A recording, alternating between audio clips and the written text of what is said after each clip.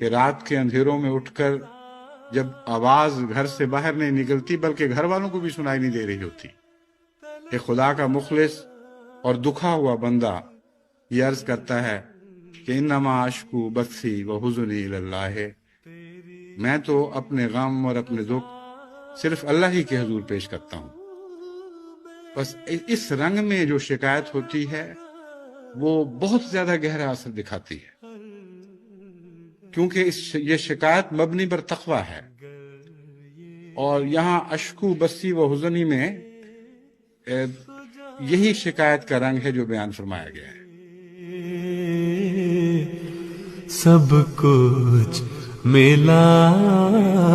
مجھے، گر یہ ملے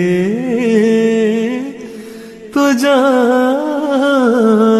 کے